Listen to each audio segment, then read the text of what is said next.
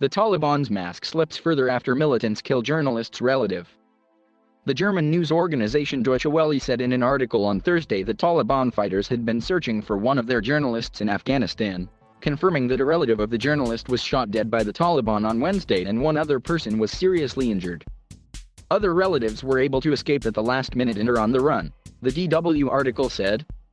The killing of a close relative of one of our editors by the Taliban yesterday is inconceivably tragic, and testifies to the acute danger in which all our employees and their families in Afghanistan find themselves, DW Director General Peter Limborg said in the article. It is evident that the Taliban are already carrying out organized searches for journalists, both in Kabul and in the provinces. We are running out of time. Limborg added. The news comes after a threat assessment, prepared for the United Nations by a Norwegian organization, warned the Taliban are intensifying the hunt down of all individuals and collaborators with the former regime, and if unsuccessful, target and arrest the families and punish them according to their own interpretation of Sharia law.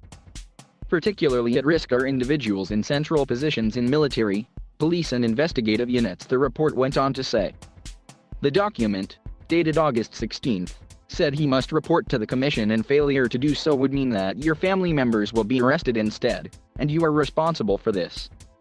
Elsewhere on Thursday, the Taliban published a series of photographs of their fighters at an Independence Day parade brandishing U.S. assault weapons. The parade took place in the city of Kalat, the capital of Zabul province, on Thursday. The photographs show a Taliban unit carrying M4 carbines, which were supplied by the U.S. to Afghan forces in recent years. A similar parade was held in Kandahar in the south. In seizing military bases across Afghanistan, the Taliban captured huge stocks of weapons and vehicles, including modern mine-resistant vehicles and Humvees. Fighters have also been seen patrolling with U.S. M16 rifles in recent days. The last flights from Kabul inch closer. Taliban spokespeople have spent much of the past week stressing that the group will run a more tolerant regime than the one that repressed millions when last in power until it was ousted by US-led forces in 2001.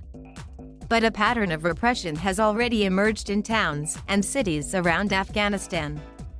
On Thursday, the country's Independence Day, Taliban patrols circled Kabul, blasting sirens and following marches that displayed the Afghan national flag.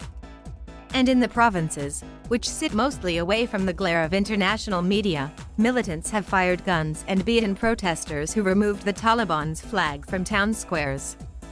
The clampdowns are particularly concerning, given the looming departure of the last U.S. troops from Afghanistan.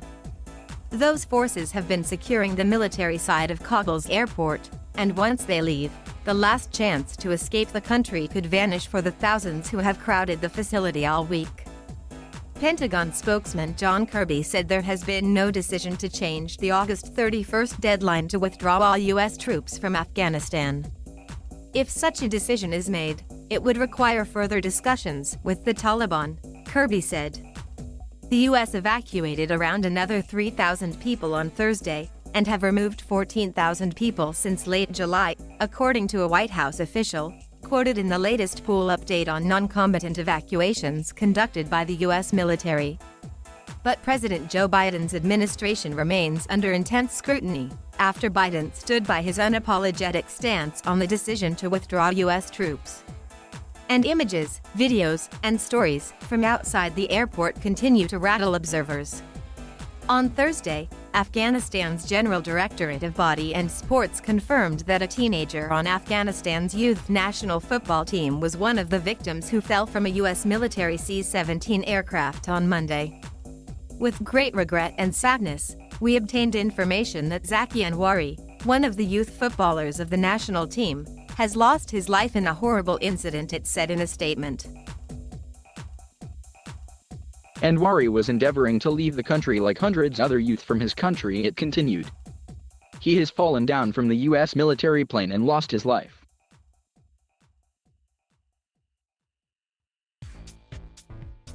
Thank you for watching. Please subscribe.